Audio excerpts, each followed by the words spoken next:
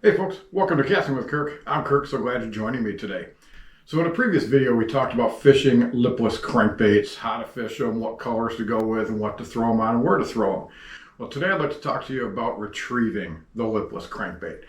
Now, there's 5 retrieves that I use and have caught quite a few bass on. Now, the first one is just what's called your just straight retrieve.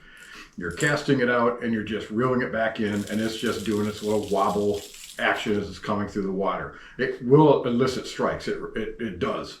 A second one is doing that same type of retrieve, doing a little faster, called burning it and killing it. Now you're just ripping it as fast as you can, and then you just let it die. And it flutters down just a little bit, and then you start reeling it really fast again and let it die. What it resembles is like a bait fish going through the water when it's like cold water and it's dying.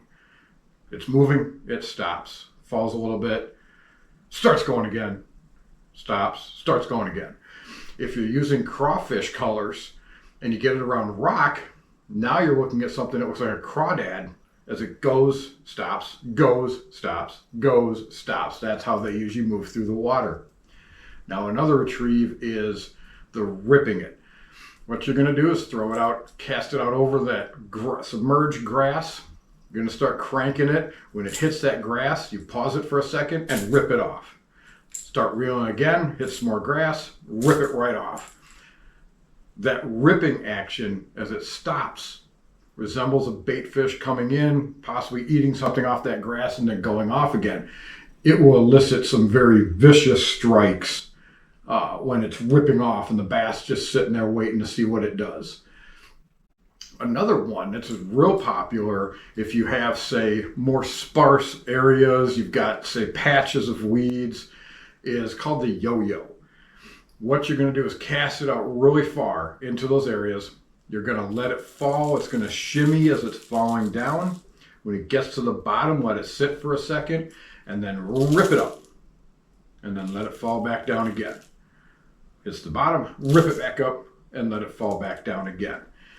It can also work if you've got suspended bass where they're hanging in that water column. They're not on the bottom or they're not at the top. They might be in some submerged trees and they're hanging out in there. You get that to fall down to the depth where the bass are and then rip it up, let it fall back again, rip it up. And that whole time you're just kind of reeling up the slack line and moving it back towards the boat or towards the shoreline, whichever you're fishing from. And now the 5th retrieve is just a dig. Basically, you're finding, say, gravel, small little rock and that kind of stuff, and you're just letting that nose get down in there, and you're cranking it along that bottom, just digging that nose through, creating that commotion to get those bass to come and eat it. Like I said in the previous video, we talked about how to fish it, where to fish it, the equipment to use, colors, and that kind of stuff. Today, we discussed different ways of retrieving. Get yourself one of these, go out, try those different retrieves. The bass will let you know what type of retrieve they like that day. Well, thank you folks for joining me, and you folks have yourself a great day.